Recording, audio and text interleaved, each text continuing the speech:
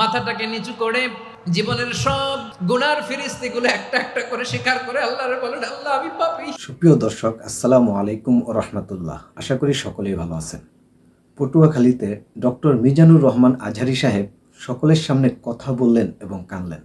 এত সুন্দর করে তিনি বয়ান করেছেন, মুসলিম জাতি যেন আল্লাহর পথ থেকে বঞ্চিত না হয় এবং আল্লাহ তাআলার পথ যেন ধরে রাখে এবং কাল কিয়ামতের মাঠে যেন জান্নাত পায়। সেই জন্যই তিনি অজোরে কান্না করলেন এবং তিনি বললেন কিভাবে তার কাছে ক্ষমা চাইতে হয়। চলুন বন্ধুরা, আজকের এই ভিডিওটি আমরা কন্টিনিউ করি। আজকে আমরা যে টপিকটা নিয়ে আলোচনা করব সেটা হচ্ছে, আমরা যে জীবনে বিপদে পড়ি, আমরা বিপদে পড়লে আমাদেরকে উদ্ধার করে কে? আল্লাহ ছাড়া আমাদের বাঁচানোর কেউ আছে? উদ্ধার করার কেউ আছে? রক্ষা করার কেউ আছে? এজন্য বিপদে পড়লে আমরা চাইবো কার কাছে? আমাদের যাই দরকার হোক আমরা ফরিয়াদ করব কার কাছে? নাকি মাজারে যেয়ে চাবেন? মাজারে যেয়ে চাবেন। অনেকে তো মাজারে যেয়ে কপাল ঘষে, আছে না নাই? মাজারে যেয়ে সন্তান চায়, আছে? এই এলাকায় নাই, এই এলাকার লোকদের আকীদা খালেস আমি জানি। মাজারে যেয়ে কপাল ঘষে আর সন্তান চায়। আচ্ছা, মাজারে গেলে সন্তান পাওয়া যায়? আচ্ছা, মাজারে না গেলে যদি বাচ্চা না হতো, গরু ছাগলের যে বাচ্চা হয় ওরা কোন মাজারে মানত করে বলেন? কথা কি বুঝতেছেন? এই যে প্রতি বছর গরু ছাগল ভেড়া এগুলো যে বাচ্চা দেয়, এরা কোন মাজারে যে মানত করে? এজন্য চাইতে হবে একজনের কাছে, তিনি কে? আমার প্রিয় পটুয়াখালীবাসী, মাজার জিয়ারত করা সুন্নাহ। আমরা মাজার জিয়ারত করব, আল্লাহ ওয়ালাদের কবরে যাব, আমরা সেখানে যে সালাম দিব, দোয়া করব, নিজের জন্য করব, কবরে শুয়ে থাকা মাইয়েতের জন্য করব, পুরো মুসলিম উম্মার জন্য করব। কিন্তু কবরে যিনি শুয়ে আছে ওই বাবার কাছে সন্তান চাওয়া যাবে? চাকরি চাওয়া যাবে? সফলতা চাওয়া যাবে? সফলতা দেয় কে? সবাই বলেন নাই, আওয়াজ করে বলেন, সফলতা দেওয়ার মালিক কে? এক কথাই রব্বুল আলামিন বলেন, ওয়া ইয়ামসাসকাল্লাহু বিদুররিন ফালা কাশিফা লাহু ইল্লা হু ওয়া ইয়ুরিদকা বিখাইরিন ফালা রাদ্দা লিফাদলি يصيب به من يشاء من عباده وهو الغفور الرحيم الله أكبر আল্লাহ বললেন, ওয়া ইয়ামসাসকাল্লাহু বিদুররিন ফালা কাশিফা লাহু ইল্লা হু। আল্লাহ যদি তোমাকে কোনো বিপদ স্পর্শ করায়, আল্লাহ যদি তোমারে কোনো বিপদে ফেলে দেয়, ওই বিপদ থেকে উদ্ধার করার তিনি ছাড়া আর কেউ নাই। জোরে বলেন ঠিক কিনা? তিনি যদি কোনো বিপদে ফেলেন, তিনি ছাড়া বিপদ থেকে উদ্ধার করার কেউ নাই। আর তিনি যদি তোমার প্রতি কোনো অনুগ্রহ করতে চান, ওই অনুগ্রহ ঠেকিয়ে দেওয়ার ক্ষমতাও কারো নাই। আল্লাহ যদি আপনার সফলতা দিতে চায়, পৃথিবীর কোনো শক্তি ওই সফলতাকে থামাতে পারে? এজন্য আল্লাহ বললেন, খবরদার, চিন্তার আকীদা খালিস করে নাও। ওয়া ইয়ামসাসকাল্লাহু বিদুররিন ফালা কাশিফা লাহু ইল্লা হু। আল্লাহ বিপদে ফেললে বিপদ থেকে উদ্ধার করার কেউ থাকে না। আর আল্লাহ যদি তোমার প্রতি দয়া দেখাতে চান, অনুগ্রহ করতে চান, ওই অনুগ্রহকে প্রতিরোধ করার মতো ক্ষমতা কারো নাই। তিনি তার বান্দাদের মধ্য থেকে যাকে ইচ্ছা তাকে দেন, যত ইচ্ছা তত দেন। তিনি ক্ষমাশীল, তিনি মেহেরবান। সুবহানাল্লাহ। তিনি ক্ষমাশীল, তিনি মেহেরবান। তাহলে এই আয়াত থেকে আমরা বুঝতে পারলাম, আমরা যদি বিপদে পড়ি আমাদেরকে কেউ বাঁচাতে পারে না। আমার বাবা আমারে বাঁচাতে পারে? হ্যাঁ? আমার মা আমাকে বাঁচাতে পারে? আমার বন্ধু আমারে বাঁচাতে পারে? আমার দলের কর্মী আমাকে বাঁচাতে পারে?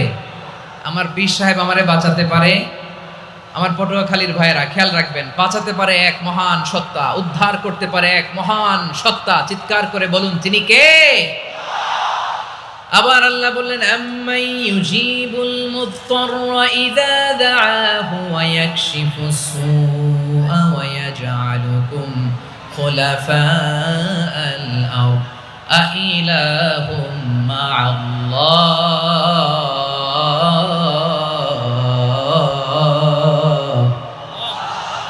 ক্বালিলাম মা তাযাক্কারুন। রব্বুল আলামিন বলেন, বিপদে পড়ে কাতর কণ্ঠে চিন্তাগ্রস্ত হয়ে যখন কেউ ফরিয়াদি হয়ে আল্লাহর ডাকে হাত তোলে, তখন ওই ব্যক্তির ডাকে সাড়া দেয় কে? সবাই বলুন কণ্ঠে। বিপন্ন অবস্থায় আপনি যখন কেঁদে কেঁদে হাত তুলে আপনার দুঃখের কথা জানান, আপনি যখন ডাকেন তারে, তখন আপনার ডাকে সাড়া দেয় কে? আল্লাহ বলে আমি সাড়া দেই। তোমাদের বিপদকে মুক্ত করে দেয় কে? ওই আল্লাহর সাথে কোনো উপাস্য আছে নাকি? কিন্তু খুব অল্প সংখ্যক লোকই তোমরা উপদেশ গ্রহণ করো। কথাটা কার? তাহলে বিপন্ন মানবতা যখন কাঁদে, মানুষ যখন বিপদে পড়ে নিরুপায় হয়ে ফরিয়াদ করে, তার ডাক শোনার কেউ নাই একজন ছাড়া। চিল্লায় বলেন তো তিনি কে? এজন্য আমরা ফরিয়াদের হাত কার দিকে তুলব? প্রিয় পটুয়াখালী বলেন, ফরিয়াদের দুটো হাত আমরা কার দিকে তুলব? এবং খেয়াল রাখতে হবে, মাথার সাথে সেট করে নিতে হবে, আল্লাহ ছাড়া আমাকে উদ্ধার করার কেউ নাই। এই পৃথিবীতে কেউ আপন না। প্রিয় ভাইরা, বিপদে পড়লে বোঝা যায় কেউ আপন না। আপন শুধু একজন মহান সত্তা, তিনি কে? এটা কি আপনারা খেয়াল রাখতে পারবেন? হ্যাঁ, বিপদে আপদে কেউ আমাদের বাঁচাতে পারে না, তরাতে পারে না, মুক্তি দিতে পারে না, উদ্ধার করতে পারে না, একমাত্র আমার প্রভু ছাড়া, আল্লাহ ছাড়া। চিল্লায় বলেন ঠিক কিনা? এবং প্রিয় পটুয়াখালীর ভাইয়েরা, মাথার সাথে এটা সেট করে নিতে হবে যে আমাদের পুরো জীবনটাই পরীক্ষা। পুরো জীবনটাই কি? The life is a test. পুরো জীবনটাই পরীক্ষা। এই জীবনে বিপদ আসবে, আপদ আসবে, পরীক্ষা আসবে, সবার জীবনে এটা থাকে।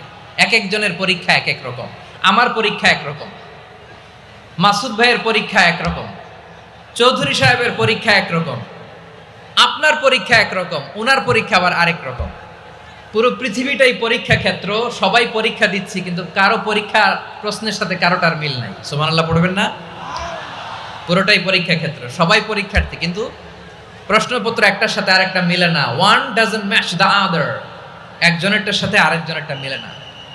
কাউকে আল্লাহ তাআলা ধনী বানিয়ে পরীক্ষা করেন। কি বানিয়ে?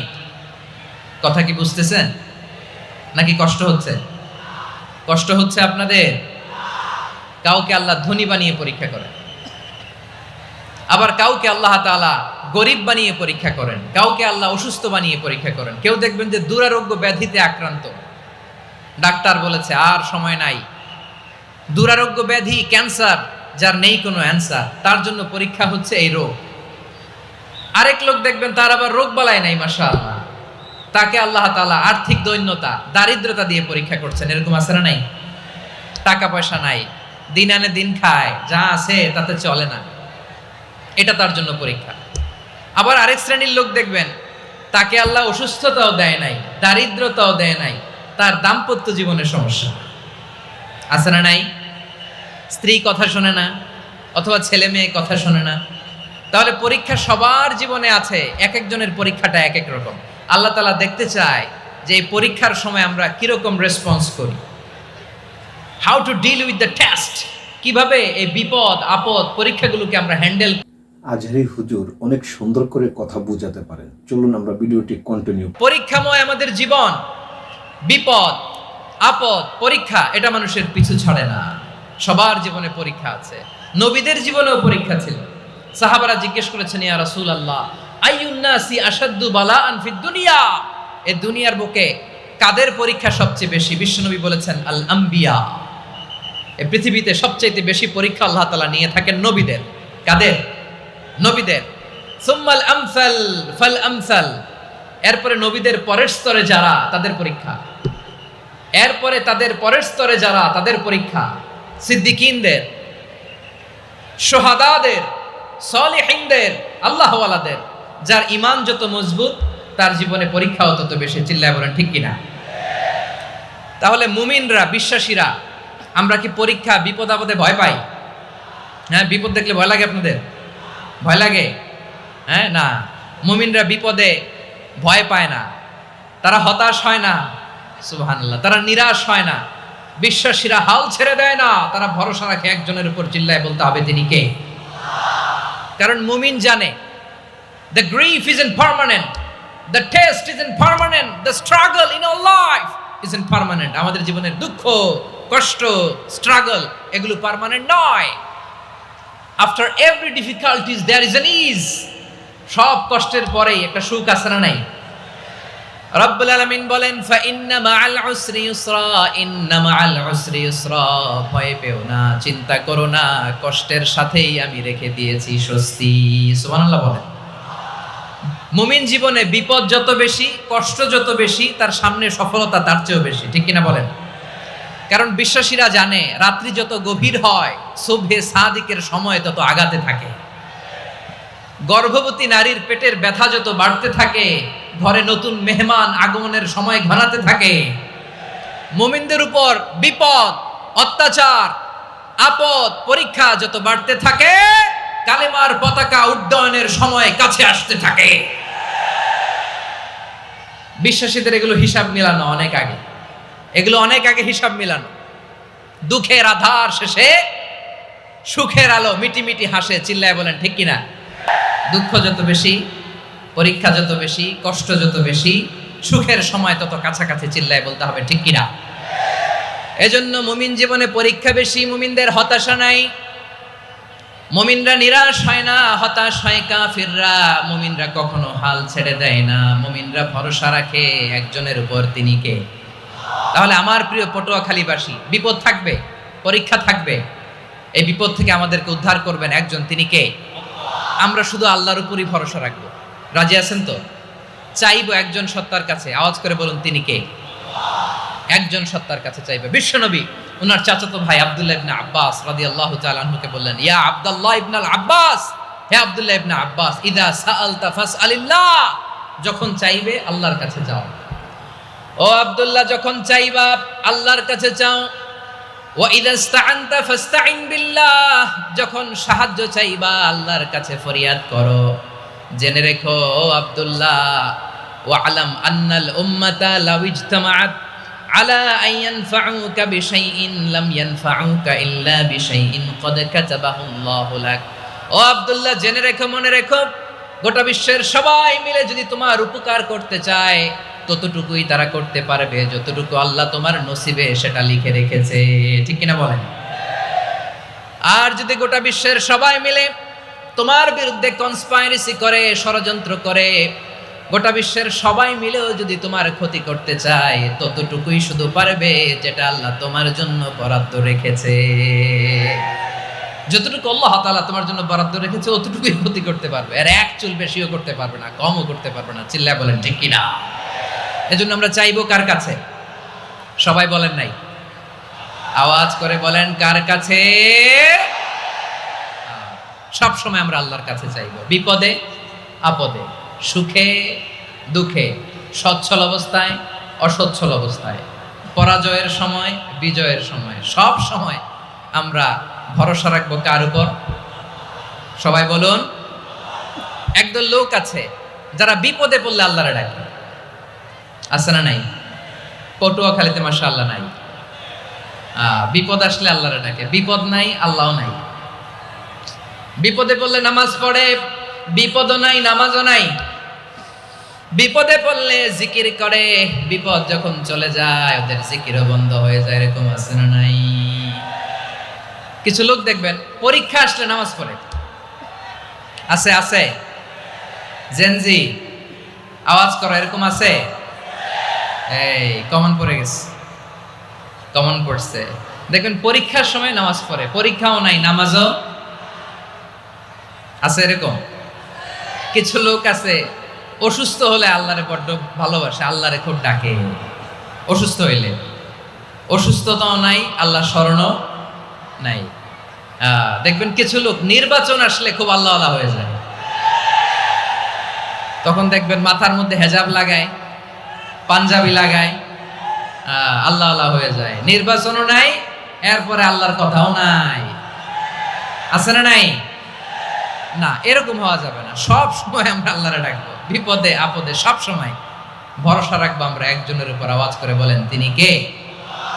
এ কোথায় আল্লাহ তাআলা আমাদের চোখে আঙ্গুল দিয়ে জানিয়ে দিলেন, ফাইদা রাকিবু ফিল ফুলকি দা'আউল্লাহ মুখলিসিনা লাহুদ্দিন ফালাম্মা নাজ্জাহুম ইলাল বাররি ইযা হুম ইউশরিকুন। আল্লাহ বলে একদল লোক আছে, তারা যখন নৌযানে চড়ে, জলযানে চড়ে, সাগরের মধ্যে যখন জাহাজে চড়ে, লঞ্চে চড়ে, তারা যখন তুফানের সম্মুখীন হয় তখন তারা আল্লাহরে বড্ড বেশি ডাকে, একান্তভাবে ডাকে, বিশুদ্ধ চিত্তে ডাকে। আবার তুফান থেকে তাদেরকে সেফ জোনে নিয়ে, নিরাপদ জোনে নিয়ে যখন বন্দরে আমি আল্লাহ তাদেরকে ভিড়িয়ে দেই, ওই লোকগুলো আবার আমি আল্লাহর সাথে শিরিক করে। এরকম আছে না নাই? জাহাজে উঠছে, সাগরের মাঝখানে তুফান, ওই সময় দেখবেন আল্লাহ কারে কয়। এই কথা তো আপনাদেরকে বোঝানো সহজ, আপনারা তো নদীর দেশের মানুষ। লঞ্চে চড়েন নাই কারা কারা দেখি? লঞ্চে চড়ছেন? হ্যাঁ, লঞ্চে চড়ে নাই এরকম একজনও নাই এখানে। আচ্ছা, লঞ্চে উঠছেন কে কে দেখি? মাশাআল্লাহ, মাশাআল্লাহ, মাশাআল্লাহ। ঠিক আছে, আপনাদের বোঝানো সহজ। আচ্ছা, লঞ্চে উঠে তুফানের সম্মুখীন হয়েছেন, জলোচ্ছ্বাস, সবাই? মাশাআল্লাহ। তো এই ওয়াজ তো আপনাদের মুখস্থ, ঠিক কিনা বলেন? আমার বলার দরকার নাই, বলেন। মাঝ নদী, তুফান, জলোচ্ছ্বাস, জলের মধ্যে উচ্ছ্বাস, ঢেউ, টর্নেডো, সাইক্লোন, মেঘের ঘনঘটা, পরিবেশ ঘুটঘুটে অন্ধকার, লঞ্চ একবার এদিকে আরেকবার ওইদিকে, ভিতরে কি অবস্থা হয় বলেন তো? হ্যাঁ, তখন মুসলিম আল্লাহর ডাকে, হিন্দু আল্লাহর ডাকে, ঠিক কিনা বলেন? আস্তিক আল্লাহর ডাকে, নাস্তিক আল্লাহর ডাকে, ঠিক কিনা? লঞ্চের ভেতর, স্টিমারের ভেতর কান্নারে রোল পড়ে যায়, চিৎকারের রোল পড়ে যায়, সবার মুখ দিয়ে শুধু একটা আওয়াজ, লা ইলাহা ইল্লাল্লাহ, লা ইলাহা ইল্লাল্লাহ, লা ইলাহা সুবহানাল্লাহ, আলহামদুলিল্লাহ, লা ইলাহা। আল্লাহ নামের জিকির করবে যারা, আল্লাহর কাছে প্রিয় তারা, আল্লাহর কাছে প্রিয় যারা, জান্নাতে প্রবেশ করবে তারা, জোরে লা ইলাহা, লা ইলাহা ইল্লাল্লাহ, লা ইলাহা ইল্লাল্লাহ, মুহাম্মাদুর রাসূলুল্লাহ সাল্লাল্লাহু আলাইহি ওয়াসাল্লাম।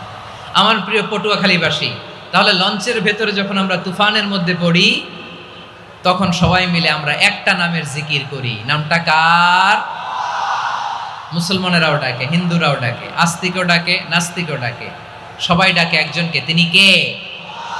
আবার দেখবেন ওই আল্লাহ তুফানের পরে, ঝড়ের পরে ওই লঞ্চটাকে যখন সদর ঘাটে ফিরিয়ে দেয়, আবার আমরা নাফরমানি শুরু করে দেই।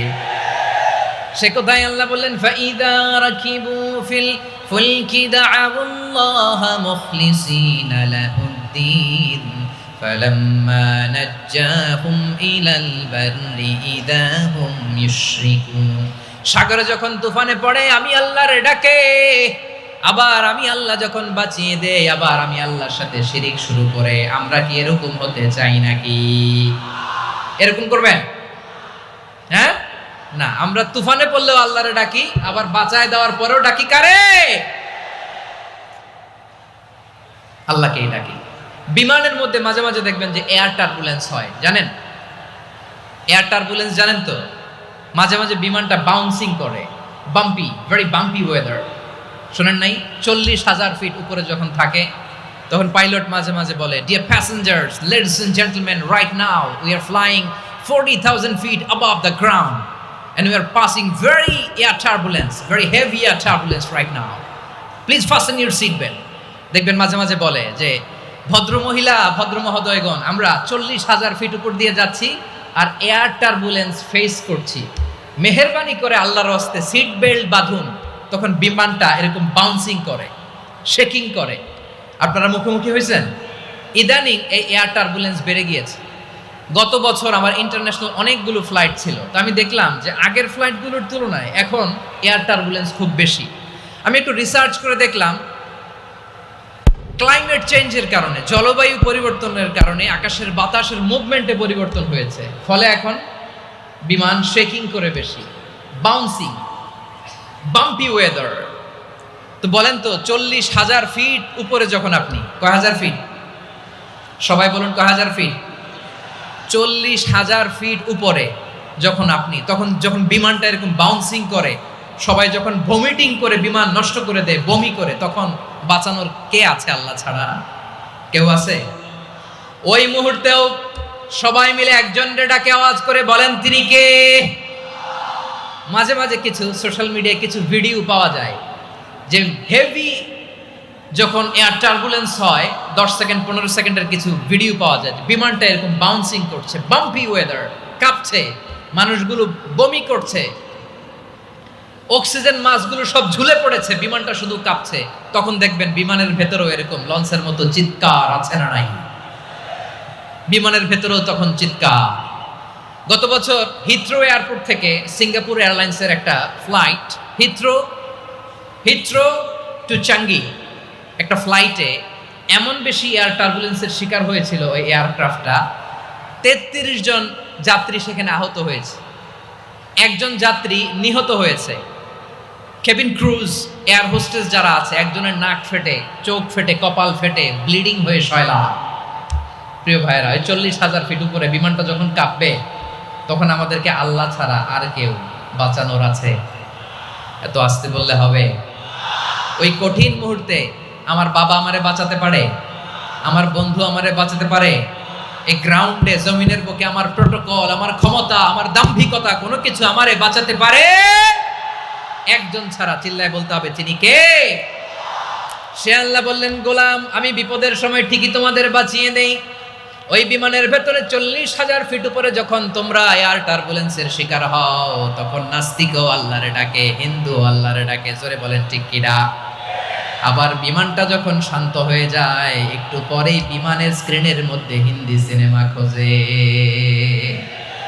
বিমানের স্ক্রিনে কিন্তু বিশাল ওখানে আফলাম ফিল্মের একেবারে বোঝাই করা। বিমানটা শান্ত হলে আবার হিন্দি সিনেমা দেখা শুরু করে। একটু আগে ডাকছিল কারে? কারে? দেখবেন বাংলাদেশে আমাদের ক্রিকেটাররা যখন অন্য কোনো দেশের সাথে খেলে, অনেক সময় এমন হয় বল বাকি একটা, রান দরকার 6টা। বল বাকি কয়টা? পটুয়াখালী বোঝে নাই বোধহয়। বল বাকি কয়টা? রান দরকার। আপনি দেখবেন ক্যামেরাম্যান তখন গ্যালারিতে খালি দেখায় দর্শকদের যে কি অস্থিরতা। হিপ হপ স্টাইলের মেয়েটা, যে মেয়েটার ওড়না এতক্ষণ ছিল গলায়, এতক্ষণ কই ছিল, ওই মেয়েটা দেখবেন ওড়নাটা টেনে মাথায় দিয়ে এরকম মুনাজাত ধরতেছে, আল্লাহ আল্লাহ, একটা সক্কা, আল্লাহ আল্লাহ, আমার লাল সবুজের পতাকারে তুমি অপমানিত কইরো না আল্লাহ, ইন্ডিয়ার সাথে আমাদের খেলা, আল্লাহ আল্লাহ, একটা ছক্কা, একটা। পুরো পুরো খেলা জুড়ে এই মেয়ের ওড়না ছিল গলায়, কিন্তু যখন 1 বলে 6 রান দরকার, ওড়না চলে আসছে কোথায়? মাথায়। আবার মুনাজাত আছে না নাই? ঠিকই বাংলাদেশের দামাল ছেলে এমন এক শট মারলো, বল চলে গেল স্টেডিয়ামের বাইরে, ছক্কা, জিতে গেলাম আমরা। পুরো স্টেডিয়াম জুড়ে চিৎকার, হই হুল্লোড়, মৌজ মাস্তি। যেই মেয়েটা মাথার মধ্যে ওড়না দিয়ে এতক্ষণ সুবহানাল্লাহ সুবহানাল্লাহ বলে আল্লাহর কাছে দোয়া করেছে, ওই মেয়ে এখন আবার ওড়না ফেলে দিয়ে নাচা শুরু করে দিয়েছে। তাহলে আল্লাহর ভয়, আল্লাহর প্রতি আস্থা, বিশ্বাস, ভালোবাসা, এটা কি ক্ষণিকের জন্য? মানে আমার যখন লাগবে তখন আল্লাহর ইউজ করবো নাকি? হ্যাঁ, বিপদে আপদে, সুখের সময় দুঃখের সময়, সচ্ছল অসচ্ছল অবস্থায় বিশ্বাসীরা ভরসা রাখে একজনের উপর। চিৎকার করে বলে পটুয়াখালী তিনি কে? সে আল্লাহ বললেন, গোলাম মনে করো না জাহাজ থেকে সদরঘাটে ভিড়িয়ে দিলাম, তুমি নিরাপদ হয়ে গেছো। মনে করো না 40,000 ফিট থেকে সেফ ল্যান্ডিং এর পরে এয়ারপোর্টে নেমে গেলেই তুমি নিরাপদ হয়ে গেছো। ও মিয়া, বিপদ কি শুধু সাগরে আর আকাশে? ঘরের ভেতরও বিপদ আসতে পারে কি পারে না? এজন্য সূরা মুলক আল্লাহ বললেন, আমিনতুম মান ফিস সামাই আন ইয়াখসিফা বিকুমুল আরদা ফাইযা হিয়া তামুর। তোমরা কি ভাবছো তোমরা নিরাপদ? সাগরের মধ্যে তুফান, আল্লাহ আল্লাহ ডাকলাম, সদরঘাটে যেয়ে পড়ছি, বাইসে গেছেন তো আপনি। আর পাবে আপনারে আল্লাহ? আল্লাহরে তো সাগরের মাঝখানে তো আল্লাহ আপনারে পাইছিল, আর তো পাবে না। আর পাবে আপনারে? আর আল্লাহ ধরতে পারবে আপনারে? ঘরের ভেতরও বিপদ দিয়ে আটকাতে পারে কে? 5 স্টার 7 স্টার হোটেলের ভেতরও আমাকে বিপদের মধ্যে ফেলে দিতে পারেন কে? আল্লাহ বললেন, তোমরা কি ভেবেছো তোমরা নিরাপদ? আমি চাইলে ল্যান্ডস্লাইডস, ভূমি ধস দিয়ে 1 লক্ষ এক মুহূর্তে নিয়ে যেতে পারি। এক সুনামি দিয়ে থাপ্পড় মেরে 3 লক্ষ সাগরের ভেতরে ঢুকায় দিতে পারি। 1 সেকেন্ডও লাগে না আমার। أم أمنتم من في السماء أن يرسل عليكم حاصبا فستعلمون كيف نذير। আল্লাহ চাইলে আকাশ থেকে পাথর বৃষ্টি নাজিল করতে পারেন কি পারেন না? এই মুহূর্তে এখানে ভূমিকম্প দিতে পারেন কি পারেন না? আচ্ছা, ভূমিকম্প যখন হয় আমাদের কারো হুঁশ থাকে? আপনি মনে করছেন আমরা সাধারণ মানুষ, আমরা দৌড় দেই, আর প্রেসিডেন্ট প্রধানমন্ত্রী ওনারা বুঝি খাটো শুয়ে থাকে? কথা বোঝে নাই বোধহয়। ভূমিকম্প, আর্থকোয়েক যদি হয়, বাঁচার জন্য আমরা কি করি? হয় খাটের তলায়, ডাইনিং টেবিলের নিচে, উপরে শক্ত কিছু আছে এটার নিচে, অথবা ঘর থুইয়া দেও দৌড়। তো প্রধানমন্ত্রী উনি কি করে?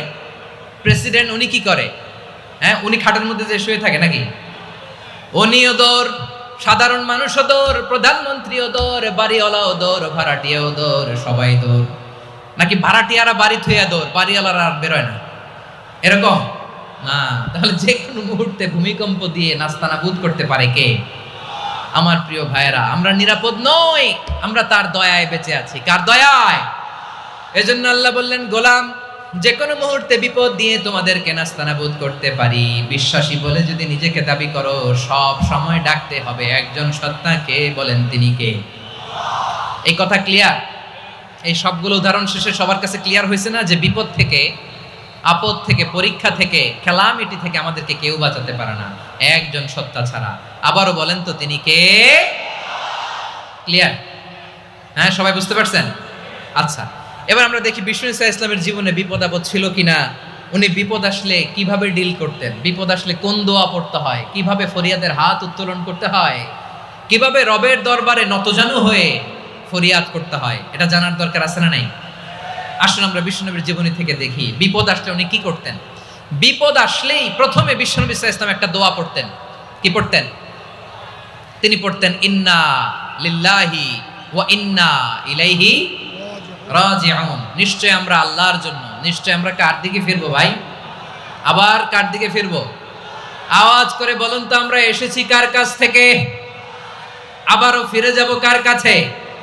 এজন্য বিষ্ণুই পড়ছেন, ইন্না লিল্লাহি ওয়া ইন্না ইলাইহি রাজিউন। নিশ্চয় আল্লাহর জন্য, ওই আল্লাহর দিকেই আমরা ফিরে যাব। তারপরে বিষ্ণুই পড়তেন, আল্লাহুম্মা আজুরনি ফি মুসিবাতি ওয়াখলুফ লি খায়রাম মিনহা।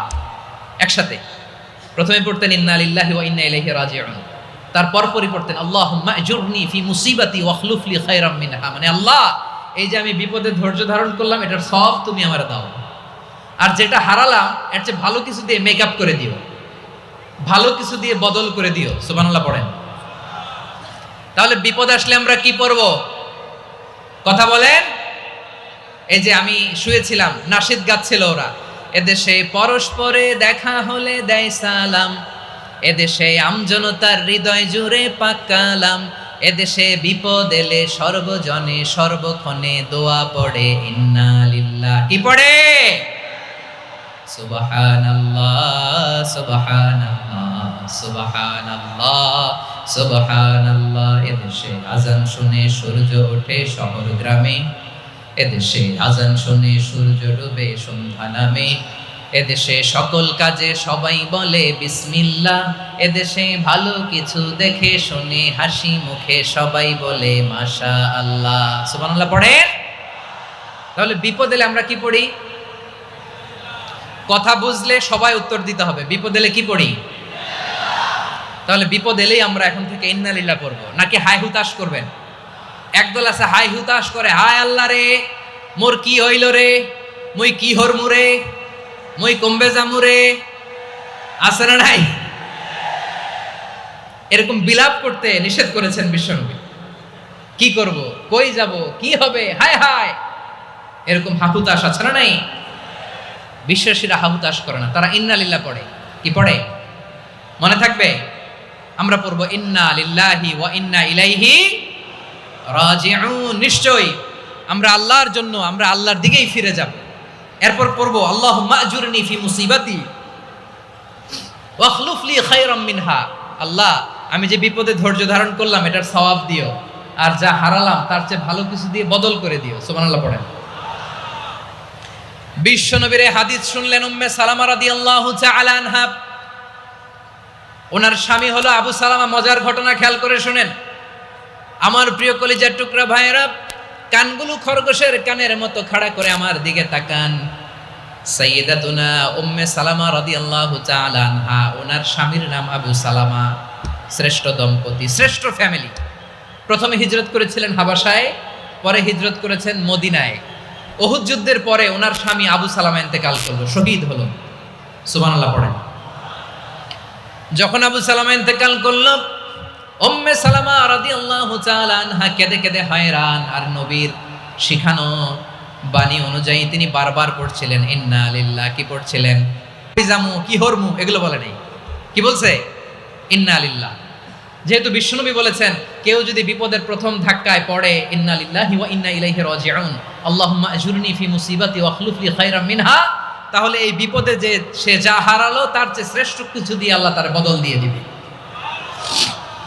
এই হাদিস শুনে উম্মে সালামা রাদিয়াল্লাহু তাআলা আনহা ওনার প্রাণ প্রিয় স্বামী আবু সালামার ইন্তেকালের পরে চোখের পানি ছাড়ে আর পড়ে ইন্না লিল্লাহি ওয়া ইন্না ইলাইহি রাজিউন, আল্লাহুম্মা আজুরনি ফি মুসিবাতি ওয়াখলুফ লি খায়রাম মিনহা।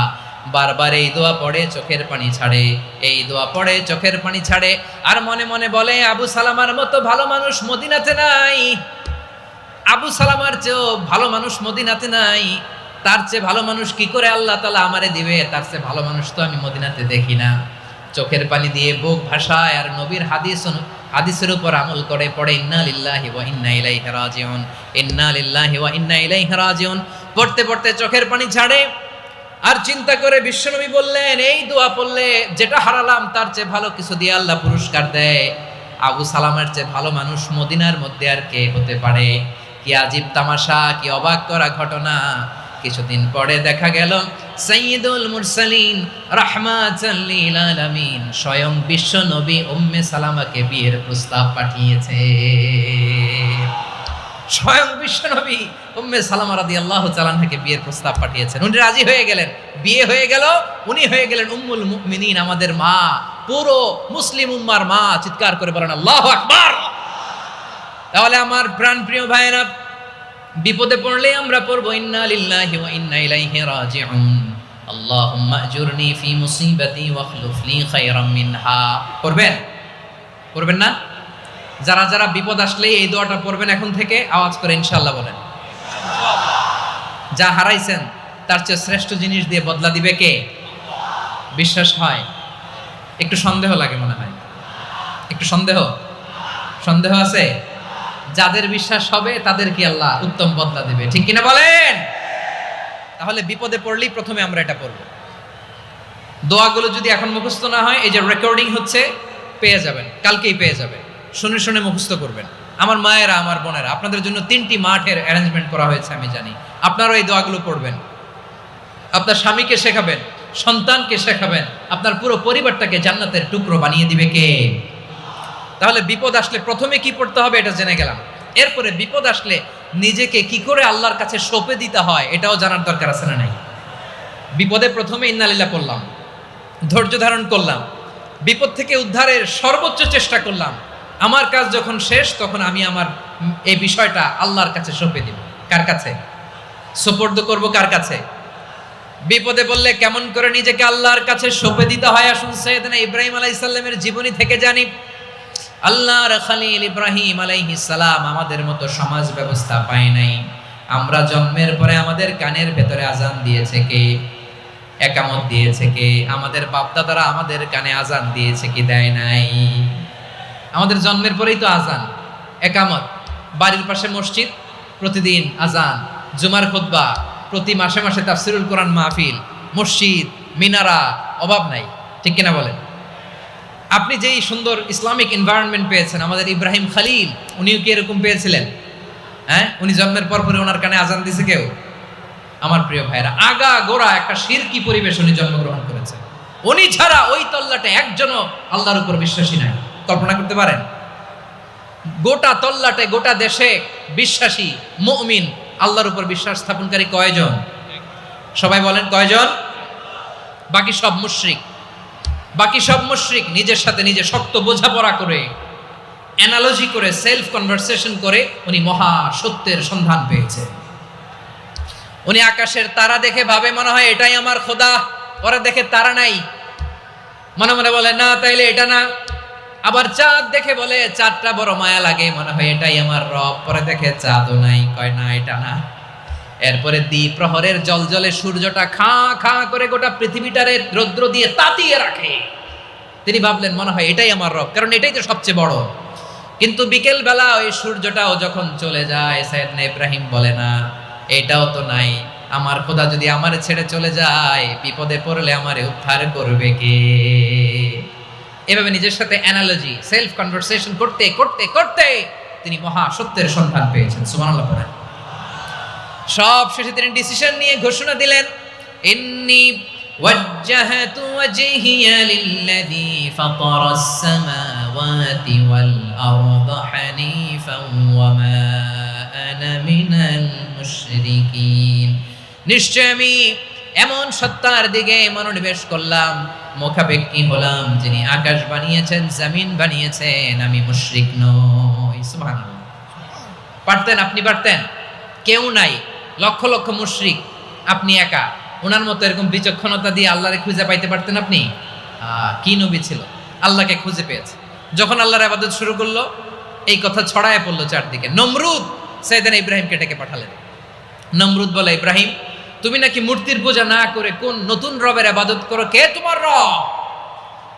সাইয়েদনা ইব্রাহিম বললেন, রব্বি আল্লাযী ইউহয়ী ওয়া ইউমীত, আমি এমন রবের ইবাদত করি যিনি জীবন দেন, যিনি মৃত্যু দেন। নমরুদ বলে, তাই নাকি? তোমার রব জীবন দেয়, মৃত্যু দেয়, আর এটা তো আমি দেই, আমিও তো জীবন দেই, আমিও তো মৃত্যু দেই। সাইয়েদনা ইব্রাহিম বললেন, কেমন করে তুমি জীবন দাও, মৃত্যু দাও, একটু দেখাও তো। নমরুদ জেলখানা থেকে দুজন কয়েদিকে ডেকে আনলো। কয়েদি এনে অর্ডার করলো, একটাকে এখনই শিরোচ্ছেদ, হেড অফ, ডেথ পেনাল্টি, মৃত্যুদণ্ড দেয়া হলো। ফিনকি দিয়ে রক্ত বেরোলো। নমরুদ বলে, দেখো দুজনকে ধরে আনলাম, একজন কয়েদিকে দিলাম ডেথ পেনাল্টি, মৃত্যুদণ্ড, ওরে মৃত্যু দিলাম। আরেকজন যে দাঁড়িয়ে আছে, চাইলে ওরেও আমি মৃত্যুদণ্ড দিতে পারি, কিন্তু না, ওরে আমি দিব না, ওরে আমি বাঁচাইয়া দিলাম, ছেড়ে দিলাম, মানে জীবন দিলাম। দেখো ইব্রাহিম, তোমার চোখের সামনে একজনরে মৃত্যু দিলাম, আরেকজনরে জীবন দিলাম। আপাত দৃষ্টিতে তাই তো, একজনরে তো জীবন দিল, আরেকজনরে মৃত্যু দিল। সাইয়েদনা ইব্রাহিম এবার বিপাকে পড়ে গেলেন। কিন্তু এক একজন নবীকে আল্লাহ এমন উইজডম, বিচক্ষণতা দিয়ে এই জমিনে পাঠিয়েছেন। মুহূর্তের মধ্যে আল্লাহর খলিল ইব্রাহিম বললেন, ফাইন্নাল্লাহা ইয়াতি বিশ-শামসি মিনাল মাশরিকি ফাতি বিহা মিনাল মাগরিব ফাবুহিতাল্লাযী কাফার।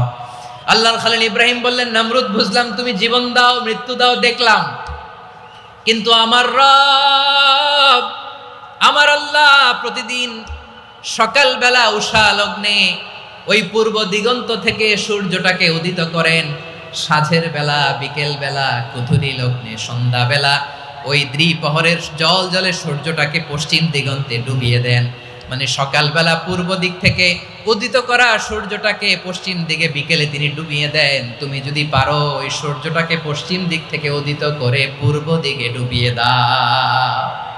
সুবহানাল্লাহ পড়বেন না? দেখেন, ইনস্ট্যান্ট ইন্টেলেক্ট, মুহূর্তে বিচক্ষণতা, উইজডম কাকে বলে? নমরুদ পারবে? নমরুদের বাপ পারবে? ওর দাদা, ওর 14 গোষ্ঠী, গোটা বিশ্বের সব ক্ষমতাধর রাষ্ট্রনায়করা একসাথে হলে পারবে? ফাবুহিতাল্লাযী কাফার পারে নাই, ব্যর্থ হয়েছে। এবার তেলে বেগুনে জ্বলে উঠেছে, রেগে মেগে আগুন বলে, ফালকুহু ফিল জাহিম। ওর সাথে তর্ক নাই, না পেরে এবার এটারে আগুনে ফেলা।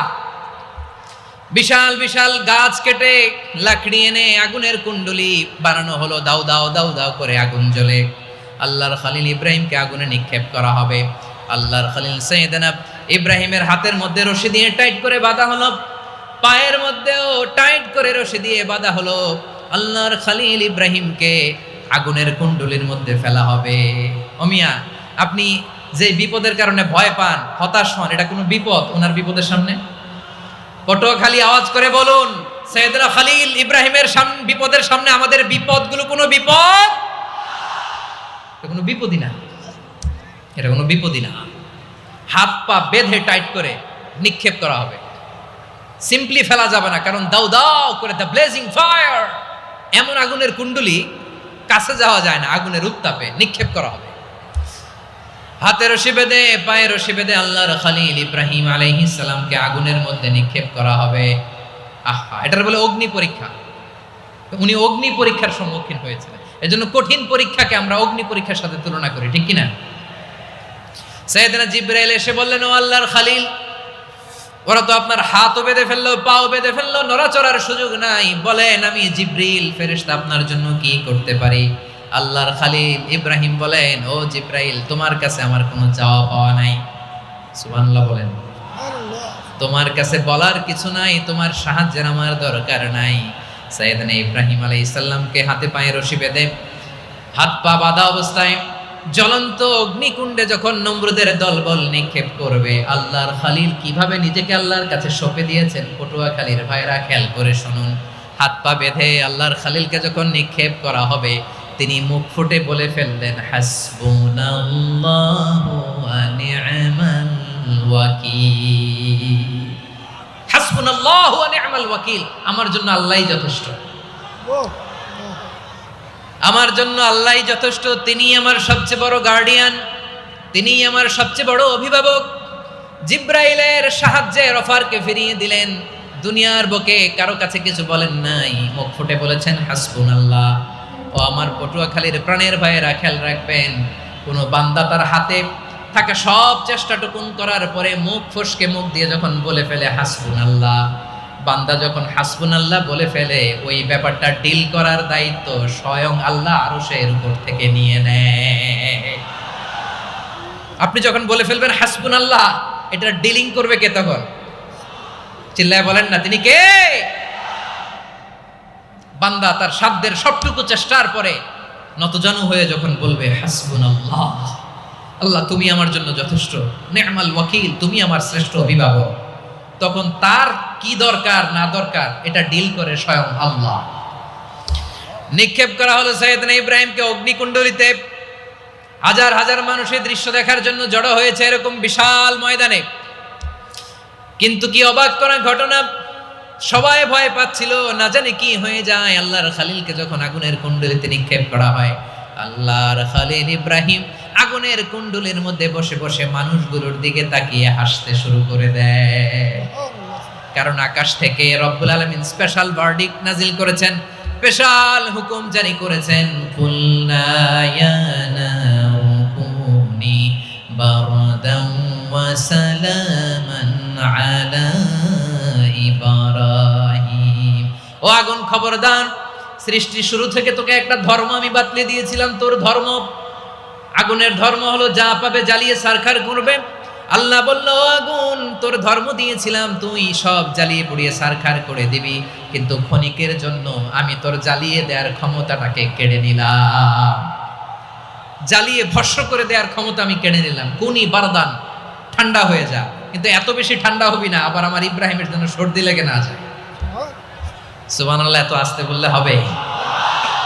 কুনি বারদান, বার্দ মানে বরফ, ঠান্ডা, ঠান্ডা হ, কিন্তু এত ঠান্ডা হবি না যাতে আমার ইব্রাহিমের কষ্ট হয়। আগুন বলে, আল্লাহ একবার বললাম ঠান্ডা হ, আবার বলো এত ঠান্ডা হবি না যাতে খলিলের সর্দি না লাগে। কেমন ঠান্ডা হব, কেমন এনভায়রনমেন্ট তৈরি করে দেব বলো? আল্লাহ বললেন, সালামান আলা ইব্রাহিম, আমার খলিল, আমার কলিজা, আমার ইব্রাহিমের জন্য তুই জান্নাতের গুল বাগিচা হয়ে যা। ও ভাই, নবী মুসার মতো ঈমান হলে রাস্তা হবে সাগর জলে, নবী ইউসুফের মতো ঈমান হলে একে একে দরজা খোলে। নবী ইব্রাহিমের মতো ঈমান যদি আজও থাকে বিদ্যমান, অগ্নিকুণ্ডে দেখতে পাবে খুবসুরত এক ফুল ভাগা। কুলনা ইয়া নারু কুনি বারদান ওয়া সালামান আলা ইব্রাহিম। বান্দা যখন মুখ দিয়ে বলে হাসবুনাল্লাহ, আমার আল্লাহ আমার জন্য যথেষ্ট, এই বলে যখন নিজেকে সঁপে দেয়, তার কি লাগবে ওই দায়িত্ব স্বয়ং নিয়ে নেয় কে? সবাই বলেন স্বয়ং নিয়ে নেয় কে? তাহলে আমার প্রিয় ভাইরা, বিপদের শুরুতেই আমরা বলবো ইন্না লিল্লাহ। শুরুতে কি বলবো? এরপরে যেই বাক্যটা পড়ে নিজের পরিস্থিতিকে আল্লাহর দরবারে সঁপে দিব, সেটা হচ্ছে হাসবুনাল্লাহ। সেটা কি? বিষ্ণু বলেন লা ইয়াজালু লিসানুকা রাতাবান মিন যিকরিল্লাহ। সব সময় আল্লাহর স্মরণ দিয়ে, জিকির দিয়ে জিহ্বাটারে সিক্ত রাখো। আর শয়তানু জাসিমুন আলা কলবি ইবনে আদম। শয়তান বনি আদমের কলবে খামচি মেরে বসে থাকে। ফাইদা যাকারাল্লাহ খালাসা। মানুষ যখন আল্লাহ স্মরণ করে, জিকির করে, শয়তান দৌড়ে পালায়। ওয়া ইদা গাফালা ওয়াসওয়াসা।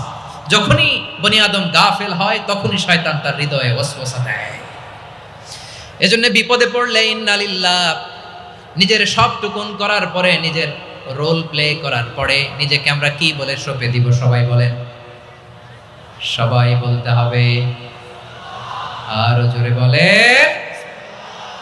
মনে থাকবে? বিপদে পড়লে প্রথমে ইন্না লিল্লাহ, এরপরে নিজেকে যখন সঁপে দিব তখন হাসবুনাল্লাহ। এরপরে কঠিন বিপদে যখন বিষ্ণুনবী পড়তেন তখন কি করতেন? এমন বিপদ মাঝে মাঝে হয় না, দেয়ালে পিঠ থেকে যায়, চোখে মুখে অন্ধকার, কি করব দিশা খুঁজে পাই না, এরকম হয় কখনো? হ্যাঁ, আপনাদের হয়? হয় না? তো জান্নাতে আছেন আপনারা।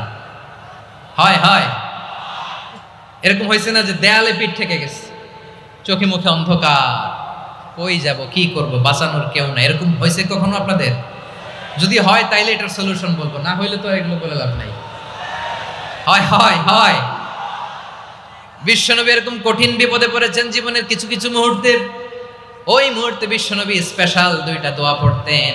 এই দোয়াগুলো আপনাদেরকে জানিয়ে দেয়। বিশ্বনবী বলেন, কঠিনতম বিপদে যখন পড়বা, দেয়ালে পিঠ থেকে যায়, চোখে মুখে অন্ধকার, বাঁচার কোনো উপায় নাই, তখন পড়বা লা ইলাহা ইল্লা আনতা সুবহানাকা ইন্নী কুনতু মিনাজ জালিমিন।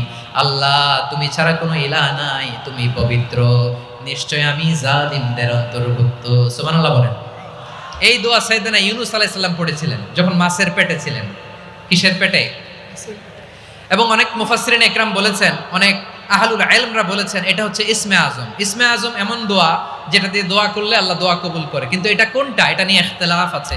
কোন কোন আহলুল ইলম বলেন এই লা ইলাহা ইল্লা আনতা সুবহানাকা ইন্নী কুনতু মিনাজ জালিমিন, এটা হচ্ছে ইসমে আজম। সাইয়েদনা ইউনূস আলাইহিস সালাম পড়েছেন। আপনারা পড়েননি? তুফান হইলে পড়েন না? আমাদের এলাকায় তো এটা খুব, এটার উপর ব্যাপক আমল আছে। পটুয়াখালীতে কি অবস্থা বলেন? পড়েন পড়েন পড়েন পড়েন। একটা গল্প শুনেছিলাম, পাক হানাদার বাহিনী যখন বাংলাদেশে অ্যাটাক করত, ৭১ সালের ঘটনা বলতেছে, আমরা তো দেখি নাই, শুনছি আর কি। ৭১ যদি দেখতাম এতদিনে রাজাকার হয়ে যেতাম। আল্লাহ আমাদেরকে বাঁচাই দিছে, আল্লাহর মেহেরবানি, ঠিক কিনা বলেন? মন মতো হইলে মুক্তিযোদ্ধা, মন মতো না হইলে রাজাকার। কত কিছু দেখলাম এই শাহবাগের বুকে। আল্লাহ, ৭১ সালে দেখি নাই, আমরা শুনেছি, পাক হানাদার বাহিনী জিজ্ঞেস করত মুসলিম না অমুসলিম চেক করার জন্য, বলতো কালেমা বল, কালেমা বাতাও। তো যারা কালেমা বলতে পারতো পাকিস্তানি বাহিনী নাকি ওদেরকে ছেড়ে দিত, শুনেছি।